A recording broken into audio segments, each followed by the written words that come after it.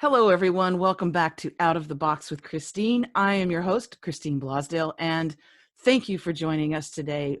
The timing couldn't be better about the subject, and my guest, oh my goodness, I feel like it's a reunion of a soul family reunion. My guest is Michael Benner, and he's best known for his popular talk radio programs in Los Angeles. As a matter of fact, we met through KPFK in Los Angeles, and he had still people talk about your show, Michael, but and I would love to get you back, but that's another topic. He's the author of Fearless Intelligence, The Extraordinary Wisdom of Awareness, available in paperback and ebook formats. We'll have a link to that as well in the show. And after 20 years as a broadcast journalist, Michael launched a private practice called Personal Development Strategies, and he teaches self-awareness, emotional intelligence, and critical thinking. His services are typically offered to business teams and executives in addition to public seminars, webinars, podcasts, and yes, even the occasional Hawaiian retreat, which I love that idea. I want to welcome to Out of the Box with Christine, Michael Benner. Thank you, Christine. It's so nice to see you again. I just got like all teary-eyed. Oh, that's sweet. I've missed you. I've missed KPFK. I always said I'd never retire, and yet I'm pretty much retired. So it's an odd feeling. I still do some clients by phone, and I've been responding to a few podcast requests, having written the book. But I miss the daily LA buzz and the excitement and the concerts and, just walking down the street and wherever I happen to be, Hollywood, Burbank, Pasadena, the Valley. But I'm so happy to be with you today. Thanks.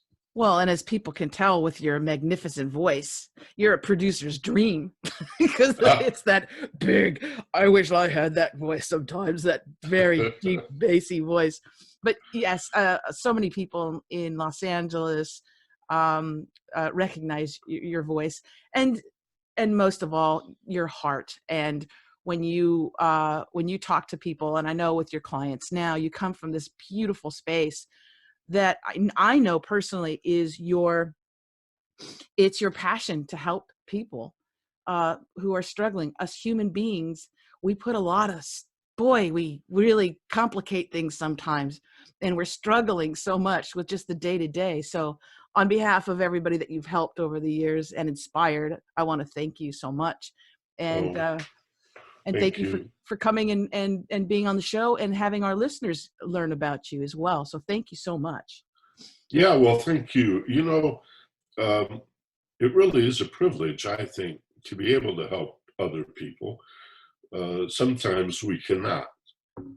There are friends or family members, associates, even some of my clients. I'm limited in what I'm able to do for a variety of complex reasons. But I can't think of anything more rewarding than helping someone feel less fear, to feel safer, more secure, to be enough, to consider that if you look at the beauty of nature, for example, Christine, nobody could find an ugly flower. Right. Or a misshapen tree. I mean, the craziest trees, the ones that are sort of asymmetrical or maybe burned up one side, those are the ones the photographers are looking for, right? That's where beauty is found, in the unusual. And animals and even insects, which some people may find a little creepy sometimes, they're all beautiful. They're remarkably beautiful. And we understand how the ecology works, the interreliance of these critters and the plants and the elements. And so why would we separate ourselves from that and say, yeah, but I'm not good enough. I'm not beautiful. I don't really have anything to offer. And that root fear, addressing that and finding the answers to that is what caused me to write the book. After years of radio and never even thinking about writing a book, I decided it's time to write Fearless Intelligence. Well, and it's at a time when the world really, really needs it. Not only just from people going through their own fears through relationships, through family, dogma, religion, socioeconomic issues that people deal with. But one reason why I wanted to have you on, especially today, and we talked about fear, is as you know, unless you're living in a cave, uh, there's this thing that's going on where people are extremely fearful. Governments are fearful. This virus, and I tend to think that it's what is that? What's the word? It's it's indicative of our culture in general. It's interesting because it's a physical virus, right? But there's also a mental virus that humanity has um, brought out, born, spawned. But right now with the coronavirus, people are in extreme amount of fear. There's panicking. People are in Australia. You can't find a roll of toilet paper. I don't know exactly what that's all about, but people are stocking up on water and hand sanitizer and all of that. And I understand that we need to take precautions. Trust me, I have my vitamin C and my black elderberry spray and all those things. But this fear that is tangible, that we can actually even feel. Let's talk about that, because I think that's really important for people to understand what's going on emotionally and psychically as well. Well, I think the most important concept to understand right here at the top, I mean, the headline, anytime we address fear by any name, anxiety is fear, stress is fear. Everything from just the tiniest amount of worry or doubt, nervousness, mild apprehension. Men in particular will deny fear and say, well, I'm not afraid. I do have my concerns, however. Well, concern is just a little bit of fear, right? Correct. All the way out to panic attacks and horror and total freak out, depression, dismay, desolation, all of that, plus a number of disorders are related to stress, anxiety, and fear, like obsessive compulsive, OCD, most attention deficit disorder, ADD, post-traumatic stress disorder, panic attacks, I've already mentioned, general anxiety disorder, social anxiety disorder. All of these are just names of fear. So it's important not to think of fear only as something big and overwhelming, but to be aware that even the tiniest little bit of nervousness falls into the same category and needs to be understood in the same way. Having said that, here's the headline. Here's that most important point. Christine, fear has nothing to do with danger. All fear is fear of the unknown. Mm. Fear is how it feels not to know and understand things, whether dangerous or not.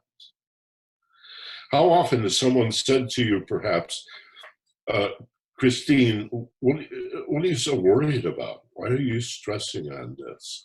And you think for a minute and look at them and say, I don't know. I really don't know. I don't know what I'm so worried about. I guess that's why I'm afraid. Exactly. That's the point. That's what fear is. And even if the danger is clear and present, coronavirus, or you come around the corner and there's a rabid dog in the alley, drooling with its ears back in an attack mode, that's real danger. But your fear is much more directly a function of what you don't know about what may happen. Correct. than the danger itself. So what's the antidote, Tom?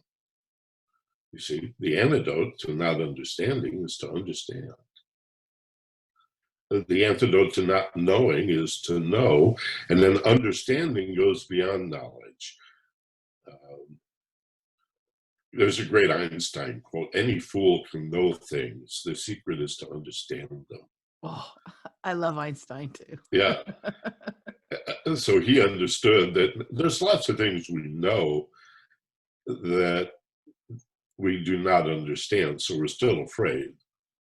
You may say, well, Mm. I know coronavirus is a risk, and I know I should wash my hands and not touch my face, and I know this and that, and I'm very well informed. Yeah, but what do you understand? And so that begs a question, no one understand what? And that's two areas, the situation, but at the core of our fear is ourselves, to know the self. And that's pretty much the entry point to any discussion of fear, anxiety, and stress, I think. And to know this is something that's not taught in school, right? We're taught to learn things outside of ourselves, reading, math, reading, writing, and arithmetic, Mm-hmm. and that's going to get us through life. But there's I'd say little to no education on knowing who we are, knowing how grand we are, how amazing. Like you were talking about the animals and insects and how phenomenal it is when you really think about it. The other day, I don't think it was a mosquito. It's the other one that looks like a mosquito, but it looks like a mosquito. So you get like a little, it's a mosquito. It got into my house and I was just looking at it for like a full couple, like 3 minutes or something. I was just watching it. And I was amazed at the structure of this little creature. I was amazed at its legs. And when you take a moment to actually say, like to break it down and say, how amazing is it that this creature is able to fly and do all of these things? The beauty of it is really is just like, it's huge. But as human beings who are so, who have this beautiful potential when we're children, we're not taught about ourselves. We're not taught to appreciate who we are, how magnificent we are. So of course we doubt ourselves and our ability to survive, a bad relationship, a breakup, a divorce, the flu. We doubt ourselves at every turn. And this is something that I love about the work that you do, that there is an intelligence too within us. We just need to be able to tap into that, kind of get through all the muck and all that stuff that's taking our attention away from it. Yeah, indeed, the muck, the monkey mind, the The monkey. doubting Thomas in your head, the voice that's always criticizing you and tearing you down. That's the ego self, and it's a false self. It's the part of us that identifies with the separated being. Mm. And there is a spiritual separation anxiety that we all suffer from as a result of, in terms of energy or spirit or breath, we're part of one thing. It's a universe. One thing spinning around. That's what the word means. And yet, here we find ourselves in these separate bodies in a world of separated forms. Everything is separated. And so that's the appearance of things. And then we spend our whole lives trying to connect, trying to find love and understand what is that. And when it happens, how is it that feels so right, so fulfilling, so glorious? And whoops, it slipped away. Where did it go? What happened? How do I get that back? That connection in a world where I feel so alone, so separate, and so alienated. What we're talking about now is awareness, which is also not taught in school. Not only were we taught only mental intelligence and no emotional intelligence, as you said, mental intelligence is objective. It's for knowing everything out in the world, Right. everything but us. We're incomparable, so comparing ourselves to others is irrelevant. We're not taught emotional intelligence, which is subjective. It's the way we understand ourselves. We're not what we think of ourselves. We are what we care about. We are what we love. The emotions are closer to who we are as beings than our thoughts. We need both, obviously, and we need to learn to balance and integrate both. But beyond our thoughts and beyond our emotional feelings and beyond our behavior and our perception of the world around us is awareness or consciousness. And we can think, and yet when you studied that mosquito, you became more aware of the mosquito and your perception of it. Mm-hmm. And if you did have anxiety, oh my God, they carry all these horrible diseases. The more you study the mosquito, I'm sure the less afraid you became. Yes. Okay. And so we have thoughts, but we can be more aware of our thoughts. We can expand that awareness. We can be more aware of how we feel and the significance and meaning of feelings, especially when we consider that they're not really done to us so much as they're our personal responses to the stimulus. Correct. Take some ownership of those feelings. Our behavior, we can be more aware of substituting deliberate and purposeful behavior, even tempered, well-reasoned responses for reflexive reactions.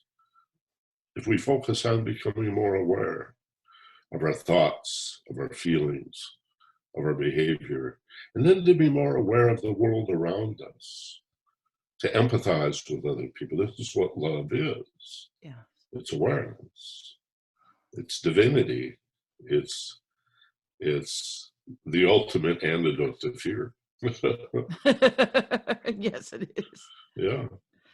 And this separation that you talk about, I mean, since time began, that separation has, created wars and racism and sexism and all of those things, us separating ourselves.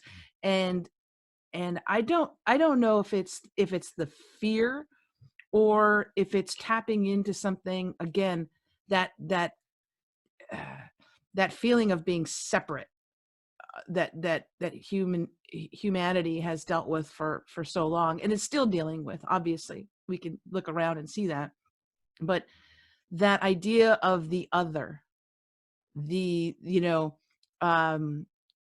can you see it in the way that people talk about other cultures. With the coronavirus right now, there's a huge uptick in violence against Asian people. Yeah, I heard somebody ask one of these radio doctors the other day, can I get the coronavirus from eating Chinese food? It's crazy. It's not even rational. This burden of becoming more aware, better said, perhaps the opportunity to expand our awareness and develop higher consciousness, really only comes about as we become civilized. Because the fear of the other comes not only from the appearance of separation, but from the survival instincts at the base of the brain. Ah. Right? Yes. There is push somebody in front of that train before it hits you. Right. Right. Well, my wife tells a fascinating story. I didn't know until she told me that when the Titanic sank 100 years ago, there were many people that gave their lives that others might survive. But there were also men that dressed up in women's clothing to get in the boats. Wow. And so, if there's a crisis, like I grew up in Michigan, and in the winter where you have a very bad snowstorm, you meet your neighbors, the people you never knew, spring, summer, and fall. You get together because you're shoveling each other's driveway and pushing the cars out of the snow banks, and everybody comes out to help. People are ultimately good. Lie detectors wouldn't work if lying didn't stress us out. That's what they measure. So the body gets stressed, and dis-ease is promoted by living a life of lies and deception and falsehood and being out of our integrity. We're basically good, but we have a shadow side, as Jung said. We're capable of doing horrible things, particularly when we're frightened. And when this part of the brain called the amygdala gets triggered.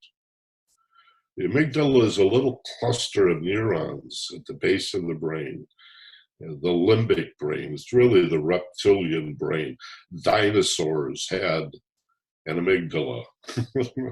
We share that with dinosaurs and lizards and frogs, and not just mammals, primates, but very primitive forms of life. And it's the fight or flight response. So the brain does not have the ability to distinguish imagination from reality. So when we get confused, remember I said fear is what we don't understand, not danger. Correct. So when we get confused, the imagination runs wild with these what-if scenarios. Yeah. Which the limbic brain says, this must be really happening. Because I can't distinguish nerve impulses, whether they're from my imagination or physical senses. It's all the same to me. I'm in the middle of the brain, or at the base of the brain. So I'm going to react as if it's real. And then it creates a vicious cycle or a loop where you start feeling afraid, and that promotes the feeling. We get confused. Ignorant promotes fear. Fear makes us more ignorant. Ignorance makes us more afraid. And then glub, glub, glub, we go down that bathtub drain. Yeah. You go in that spiral down, and then we create more things to be fearful about because we lash out at people, right? That's exactly right. It's a self-fulfilling prophecy. That's exactly. I have a graphic in my book, Fearless Intelligence, that shows the vicious cycle of fear, feeding ignorance, feeding fear, feeding ignorance. But here's the good news.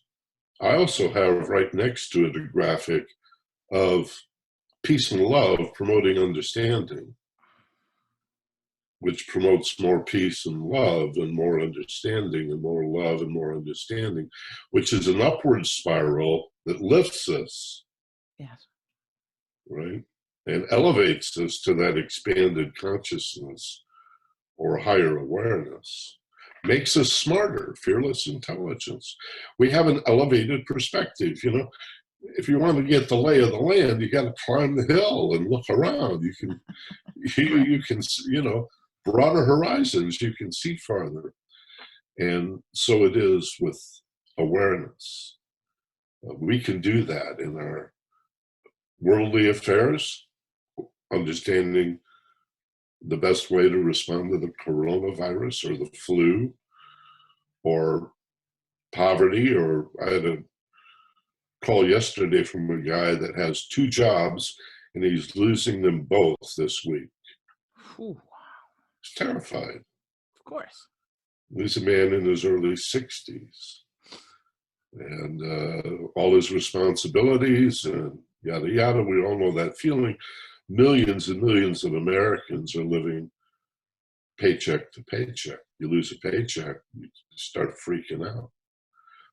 What's the danger there? Well, I don't know. I mean, we could say, well, ultimately, the real danger in all of this is that we die, or we end up homeless. Or again, the imagination can spin all of these incredible stories. And yet, the imagination can also be used to help us understand a better way of looking at things, that bigger picture, and recognize that life is about 10% what's done to us and about 90% how we look at it and respond.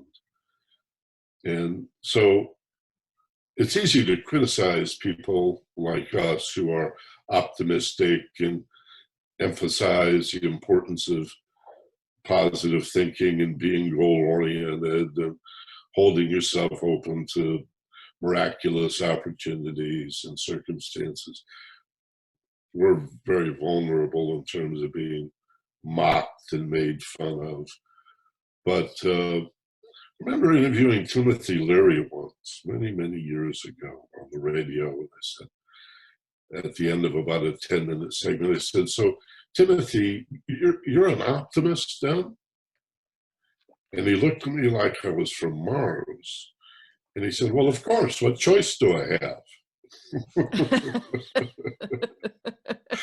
And I always remembered that. It's like, are you going to be Debbie Downer, or are you going to, I mean, we need to be realistic, I guess is what I'm saying. Yes. Be realistic about the world, because again, knowledge and understanding is the antidote to fear.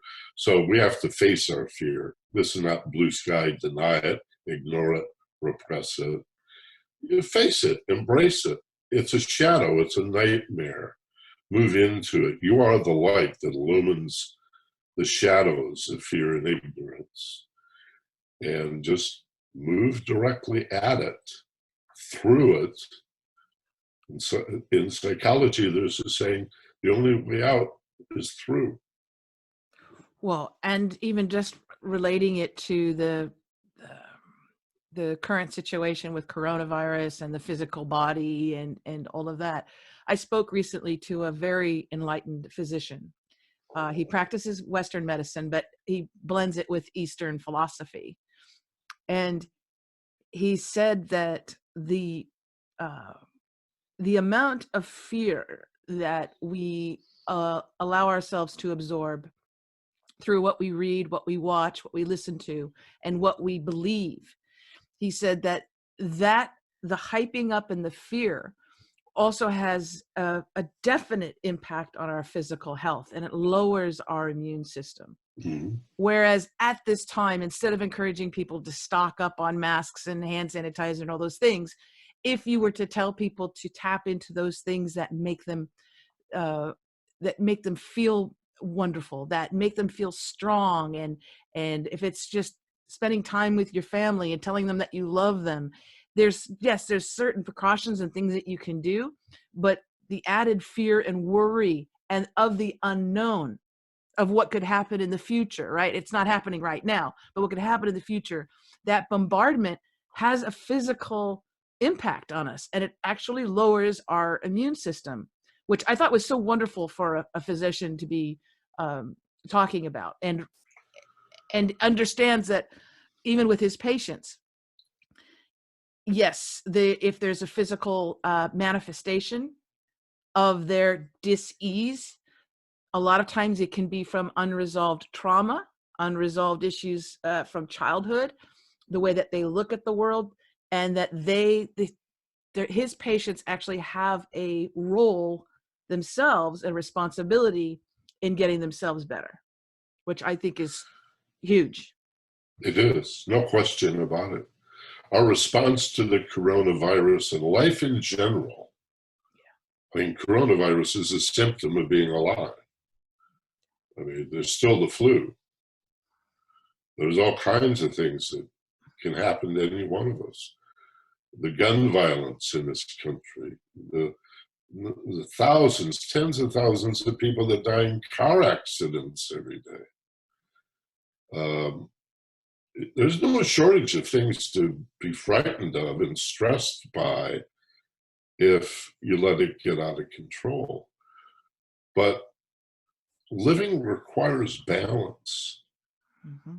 And it's never been more important as the earth gets more populated, as we face existential issues like global warming or climate change, pandemics, uh, shortages of really high quality food. There's a lot of food, but is it real food? Correct. Right? So it's never been more important to meditate, to do your yoga, your Tai Chi, to exercise, to uh, eat good whole food, to get plenty of sleep, to tell the people you love that you love them every day just because they already know you love them. It doesn't mean you shouldn't tell them every day. Play with children, pet your pets, uh, go out of your way to laugh, find things to laugh about. These are all stress reducers. Get outside, barefoot in the grass, walk in the woods, get to where the air is clean. Even if it's a city park, that's the best you can do. Sit on a park bench, contemplate a flower. Uh, People say, I don't have time to do this. No, you're choosing. You choose. Yes. It's How like much people time do say, you spend on social media? How many hours are wasted on social media when you totally, could be outside, right? totally, totally. And your children, especially children, need to, Yes. all these allergies, these peanut allergies and other nut allergies, they were never around before because kids, I, I believe, and some of my research indicates this is true. I say research as a journalist, not as a medical professional or anything. But we used to get out in the dirt as kids and we would climb trees and we would expose ourselves to uh, this world of microbes, all these bugs that would develop and build our immune system. And you didn't want your child to eat dirt, but if they did, you didn't freak out. You understood that we're made of dirt.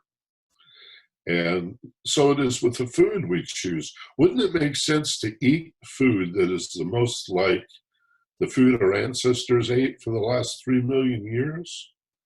Yes. Maybe we don't, grain is only 100,000 years old. Maybe we don't need all that bread and cereal. And,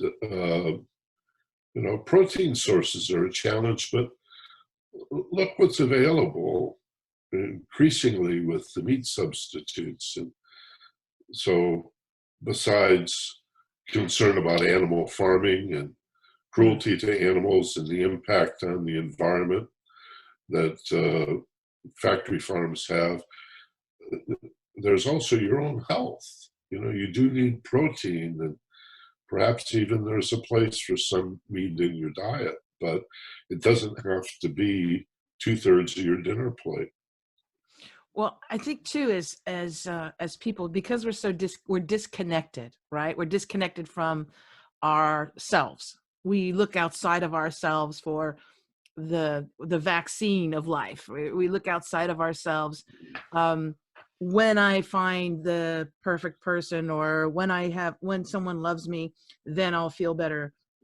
When someone else can get me a job, we look outside of ourselves for satisfaction, right? When you actually are able to quiet that mind down and really listen to your body, it tells you what it tells you what it wants. But Yeah. more importantly too, we're telling our body, this has been proven too, in so many respects. And the great work of Dr. Bruce Lipton is that our cells, our body is listening for the direction of where we want to take it. So if you are, and I have a family member, I won't say who it is, but I have a family member who everything is fear. Everything is fear. I can't eat that. I can't touch that. What if this happens? I've got to, all the different alarms and things like that. And I wanted to say that that fear is more damaging to their health than just breathing and listening and knowing that they're in a safe space. And I know that's really hard for people, but at the same time, that fear is creating stuff going on in the body that we probably don't want either. There is a paradoxical uh, psychology around fear helping us be careful. Some kind of false uh, axiom that we tell ourselves that in order to be safe, I need to constantly feel afraid because the fear will protect me. Right, right. And if I allow myself to feel safe, this is one of the biggest blocks to becoming a meditator. Mm. If I drop this physical muscular tension and allow myself to feel vulnerable and open and safe, I'll be putting myself in great danger. So the best way to be safe is to be afraid, because it's way too dangerous to feel safe. And of course, that's insane on the surface. But people live their entire lives believing that and never explore it, never examine it. As you say, it's not taught in school. There is a whole new branch of psychology now called safety psychology, psychological safety. And it's just another approach at stress management. And of course, the implications go further to you're meant to be here. You are part of a big jigsaw puzzle, and you are not only valuable but essential. You are needed. Mm. You know those 1,000-piece jigsaw puzzles your grandmother may have put together on rainy days. Well, if even one piece was missing, you'd throw that whole puzzle out. What good is it if one piece is missing? And so it is with us. Or an orchestra is another analogy. Is that, no, we don't need the violins. We'll just do it without the violins. Every one of us is unique.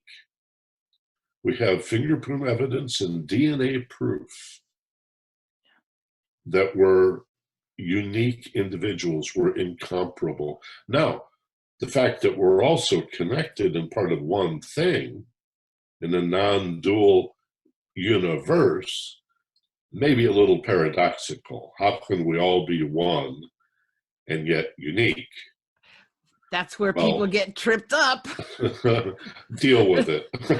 Well, that's where people get tripped up. And I personally, I think I had that a bit of separation. I was a very positive young person, but when I had a near-death experience is when I realized, well, first of all, time is an illusion. And during that moment, at the moment where, and I was actually given a choice. I was like, well, this is how it's going to unfold. You can die, or you can live. But when I was given that choice, I was connected to everything. And I felt it. I felt being connected to the plants, the trees, the water, the birds, the bugs, the air, the whole planet, everybody, everything. For that moment, I was connected. And what I felt or heard was, this is who you are. And it was the most beautiful feeling I have ever had. Ever. So I wasn't afraid to die. So I was okay with it at that time too. I was like, if this is what it's like to die, holy heck, yeah, I'm all in. Because it was gorgeous. It was absolutely gorgeous. And then of course this situation, it showed me what the ramifications of my death were. Because it's like, okay, well, there's always a reaction, and there's a chain reaction too of you not being here. And it showed me that. And I was like, oh no, at the time, my mother it just would have broken her heart. And I said, no, I can't do that. But it Not was your the most time. beautiful, it was the most beautiful feeling in the world. And after that experience, what I found is that my fear of death, not that I don't go racing 150 miles an hour, and I don't drink and, shoot up and do all those crazy things, but the fear of death that we have as that lizard brain, that's like that flight or flight, that was gone because I saw how beautiful it was. I'm wondering, have you ever had like a near-death experience or spoke to someone who has? Yeah, I was riding my motorcycle on the 5 freeway up by Lake Castaic, north of Los Angeles. And the rear wheel locked up. It was a shaft drive motorcycle. And at 80 miles an hour, I went into a skid. Ooh. And the front wheel went left, right, left, and suddenly I was Rocket Man, flying through the air. I mean, literally aware that you're flying through the air. You're gonna land and it's not gonna be good. That's right. And a voice in my head said, a silent voice whispered, "You've bought the farm." Isn't that odd?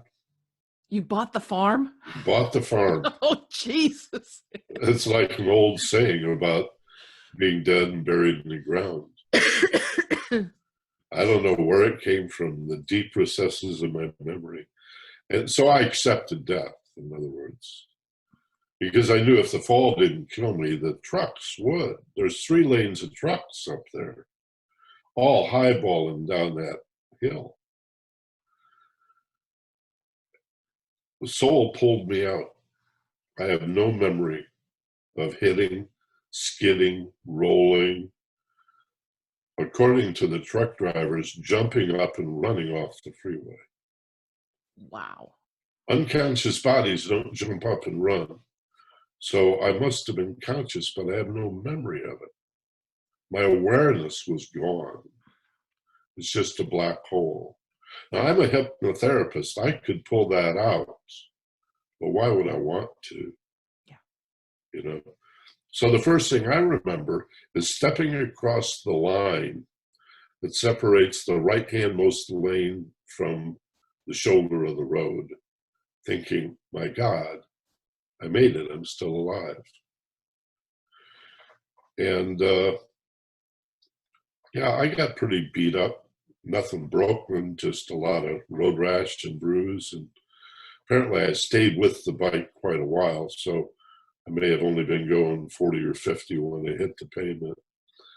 And it was cold. I had heavy gloves, big army jacket, helmet, of course, cracked the helmet. And the next day I did a meditation. And I said, this has to have happened for a reason. What's the reason? And in the silence in my head, I heard a voice say, life is a gift. Mm. And that's all it said. Well, I thought about it for a couple of more days and thought, there's got to be more than that. So I did another meditation and I said, thanks for the info. I got it. Life is a gift. But is that really all that you had to tell me? Did I shut down my meditation too soon? What am I supposed to do with that? And after, a few minutes of silence, I heard the voice say, give it away. Mm. And that's what we're here to do, to realize that this feeling of being separate and alienated is an illusion, that all separation is an illusion, that what love ultimately is not some emotion or warm, fuzzy feeling, but the awareness that there's just one of us here. There's one thing at work. And so the reason it feels so good to help other people and make our lives about service is that we're helping ourselves. Because Right. there Right. are no other people. There's just a bunch of parts. It's like your hand, you've got these 5 fingers. I hope they don't feel all lonely and separate out here because they're part of one hand connected to one arm. And I've got 2 of them, but they're part of one body. And I have a relationship with Christine Blasdale, which is part of my life, which has meaning and purpose and adventure and warmth and fulfilling. It fulfills me in different ways. And so it is with our other friends and our family. And what is the nature of friendship? What is the nature of that affinity that attracts like-minded people to each other? That's all love. It's not romantic love. We have our romances, right? Correct. And it's not familial love.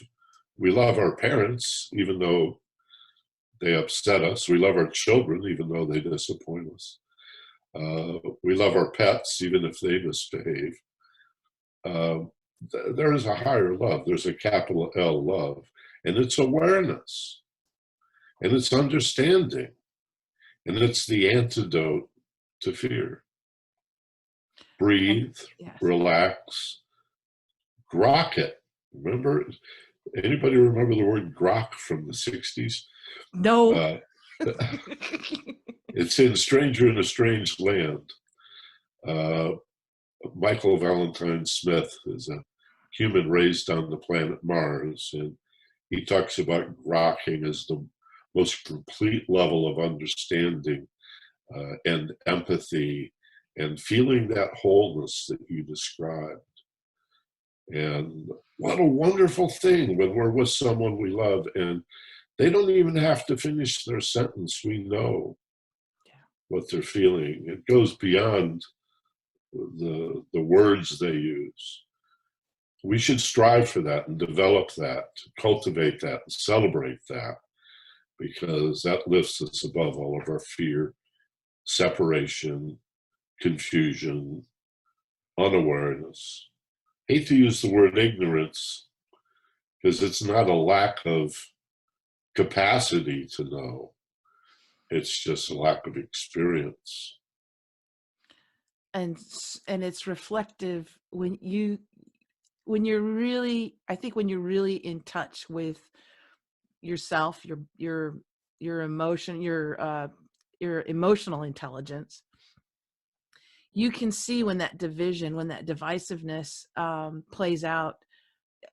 Right now, even politically, you'll hear one person who is a particular political persuasion speak negatively about someone else. So the Reds are against the Blues are against the Reds, and it's like this. It can be, I think, a very addicting for people to lash out at another and belittle them or whatever, because maybe it gives them a sense of control or a sense of being right, which is, I just want to say that to everybody. Don't worry about being right, because it doesn't matter in relationships, in politics. It doesn't matter. We don't need to win, because trying to win, you're gonna lose. Understanding is always superior to being right, but you're talking about defense mechanisms. Anger and hatred, animosity is all fear. When people hate another person, or they're angry at another person, they're afraid. Anger is the king of negative emotions. That's the easiest place to begin. What do we do when we're angry? We tend to yell. Why are you yelling? You want them to back off. We'll tell people when we're angry, get out of here. Or we'll walk out and close the door. We're just not aware, there's that word again, that's a defense mechanism, that we're afraid, The brain is saying you're in danger Right. Right. and you need to run or intimidate the opposition and get them to run. And yet we have so much more in common than we do disagreement. So That if much. you just, Yeah. if you meet somebody over a political argument, you may hate them for the rest of your life because of their primitive and ignorant politics. But if you just met them in a social situation and shared a drink and a couple of jokes and some stories about their families, and out comes the phone with the pictures of the kids and the pets, and you never knew their politics, you could develop a wonderful relationship. And I think that's what we need to keep in mind as we recover from the dark ages that we're in now. And this is the backlash. This is that's not the word I want. This is one of the positive benefits of this dark period of tribalism that we're going through now, is it's forcing people to find ways to be more kind, more loving, more gentle, to be of service. And increasingly you see, I mean, even animal videos on YouTube, there's thousands of these videos of animals getting along with each I know. other. I know. You know, a monkey saving a duck from drowning or whatever. It just goes on and on. That's what we all want. And if we have to go through this dark period of indecent cruelty to rise above it, to develop our ability to lead with kindness, that needs to be taught. Nobody ever taught me to be kind. That definitely needs to be taught. Yeah. My mother modeled kindness, but she never taught it to me per se. She never sat me down and explained, this is more than a nice thing to do. This is a virtue. This is in your interest. This is the meaning of religion, that thing I want you to do on Sunday where you spend 45 minutes on your knees. And I was raised Catholic, and I found it to be a very abusive way to raise a child, saying you're responsible for the death of this lovely enlightened being on the cross who looks And you were down born in at sin. You were born sin. You were born in sin. Such a bad little boy. I'd go to confession. I'd have to make stuff up because I didn't do anything wrong. I just thought, well, I'll say a few prayers, do my penance, and get out of here. But I had to make up bad behavior and lie to the priest about what a bad. Otherwise, I had nothing to say. I was a good little boy. And it was only in my adulthood that a year and a half of therapy it took me to realize one day I didn't do anything wrong. I really was a good kid. But to be taught kindness, to teach your children to be kind. And I know parents want to protect their kids and tell them to beware of strangers and all of that. But again, we need to find a balance there. And again, these are all ways of addressing fear. That's what we're talking about today. Love is awareness, and it's a level of understanding that is the antidote to fear, which is simply not understanding. It's that simple. Correct. You know, when I had gone to a religious school when I was younger, and I thought it was interesting because the God that they were promoting was a very fearful God. I mean, you needed to be afraid of God. He was a vengeful God who's gonna, gay people were gonna go to hell, and if you danced in the hallway, you're going to hell. It's the devil's work, and but even through all of that, I always thought that it would seem to be prudent to be more Christ-like. instead of just saying I'm a Christian, right? There is a book that few people know about anymore, but for hundreds of years was one of the central books of Catholicism and later the Protestant Reformation, called The Imitation of Christ, written by a medieval monk named Thomas à Kempis. The problem with the book was that it was just too austere, and people want their stuff. They don't want to wear sackcloth robes and be barefoot and dig in the garden and meditate and pray 8 hours a day. They want to jump in the convertible and go off to the beach and You want to take a pill. rock and roll and yeah, whatever. It's just too difficult. The majority of Christians never even consider that Christ owned nothing. It would not wear shoes, would not ride a horse. They got him up on a donkey once because he was dead tired. And that was a reason. There was a reason that he lived this life of voluntary simplicity and poverty.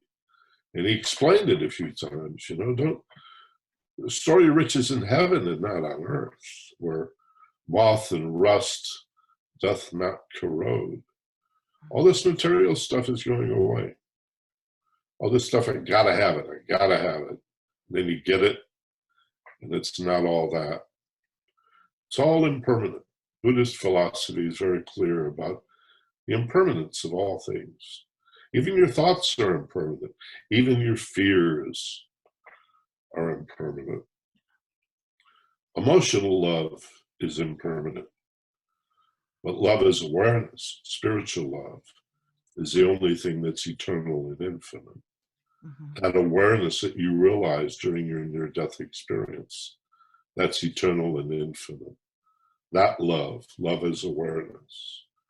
Ram Dass talked a lot about loving awareness. And you have to really listen to many gurus before you get a sense of what they're talking about. They'll talk about being mindful and in the moment and not judging your thoughts and being the awareness of your thinking and not the thinking and detachment. And it's not an easy thing to talk about love as awareness, but we have to, if we're going to be more loving and wake up, be more aware, be hip to the trick, and not get sucked into the mere appearance of things, where everything is separate, and you're always getting and reaching out and grabbing. And we even have a painting of the Sistine Chapel of God being separate, an old white guy reaching out from some other place, like he's abandoned us. And the Creator is outside its creation. And the only way to access the Creator is through the church, right? Which has put itself in the position of the soul. It's put us between our individuality, our awareness, and our source. There's a great old Greek saying, I forget which ancient Greek philosopher said it, but he said, if horses had gods, they would look like horses. Yeah. Right?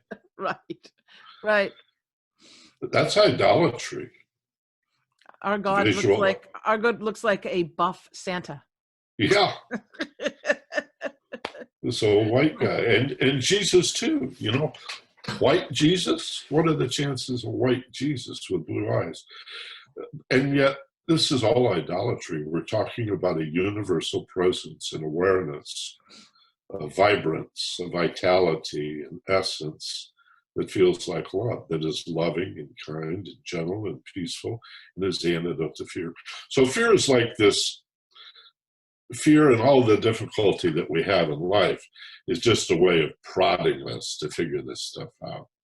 I like that. I like that approach, Michael Benner. I Yeah, do. it really I is. like that. Not to fear the fear at all either.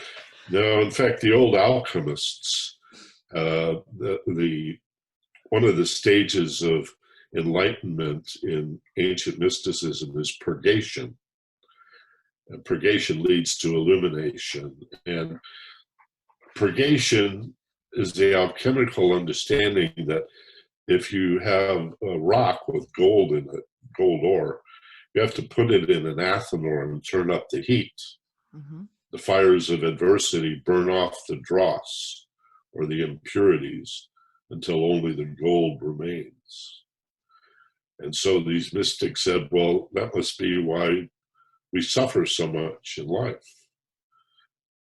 That the adversity, the difficulty, that people you love die. There's sickness and aging and death. And everything we love, we lose, living or not living. That car, that 57 Chevy, eventually there's not enough J.C. Whitney parts to keep that thing on the road. Sooner or later, it's going into the trash heap. Every building, every skyscraper eventually will be razed to the ground. Nothing lasts that's material. And so again, put the emphasis on what matters, being loving kindness and helping people be unafraid. See, that's the great thing about climbing mountains. As you get better at climbing mountains, you can be the mountain climbing leader. You become the mountain guide. So as you transcend your fear and become fearless, you have the ability to help other people be less afraid. You And can take their fear. And that's what you do so well, and that's what I'm hoping this podcast does as well. well. I hope so too. Thank you. Yeah. I don't know how well I do it, but I don't feel that I have a choice anymore. It's just it just comes out of you. I'm the baby boomer generation. I'm in my early 70s. I was born right after the war. I was right there in the 60s revolution. I ate the LSD. I turned on, tuned in, and dropped out, and became a journalist looking for the truth. And when I realized quite soon that news was not the truth I was looking for, I turned to the scientists and the philosophers. And quantum physics and mysticism has truth in it. Yeah. Quantum physics and mysticism both define a non-dual universe, uh, a universe that is unified, that is whole and complete, and where the appearance of diversity and separation is real enough in a relative sense and necessary for the whole to be strong and purposeful. We see it in ecology. The strength of an ecosystem comes from a diversity of species and a diversity of individuals within a given species. Oh, that's a great analogy, actually. Yeah. That is a perfect analogy. You can't have one without the other. Right. That interreliance and Yeah. interdependence is where unity comes from. See? So there's a great trinity: diversity, harmony, unity. Right. And they're not contradictions. They're all part of one truth. Unity and diversity are both, they're not opposites. Well, they're polarities. Right. Like the North Pole doesn't fight the South Pole. They're throughout the magnetic field, they're blended. They're a little of both. So it is with gender. That's why we're figuring out the fluidity of gender now, because we thought they were opposites. They're not opposite at all. Everybody's like 60-40, 90-10. We actually can tap into our divine masculine energy and our divine feminine energy.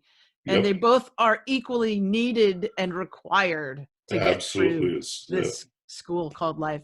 Michael Benner, I could go on and on and on, and I want to have you back on, if that's okay. I'd love to have you back on the show. Why don't you tell our listeners and our viewers how they can get in touch with you? Obviously, they can get the book, Fearless Intelligence, and the full title is Fearless Intelligence, The Extraordinary Wisdom of Awareness. I'll have a link in the show notes for that. But is there any other way that they can get in touch with you? Well, there is a website. There is a website at fearlessintelligence.com where they can see a blurb and a bio and get a better understanding of it. You know, if you go to Amazon and look up the book, there's that look inside feature on Amazon. Yeah. So you can read the first 10 or 15 pages. And then my primary website is michaelbenner.com, as you might expect. And by going there, it's like a gateway to a bunch of other stuff. My podcast, the Ageless Wisdom Mystery School. There's a big button right in the middle, big red button with fireworks exploding on it, that will allow people to access my online calendar. And I continue to offer a free intake session, private, one-on-one by phone or Skype or Zoom or whatever.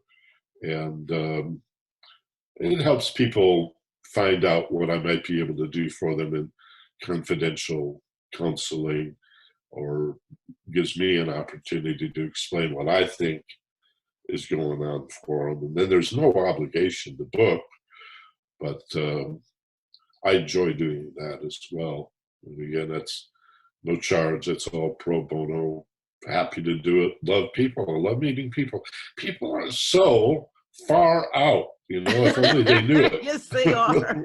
If only they knew it, you know. I know. How incredibly beautiful and fantastic you really are.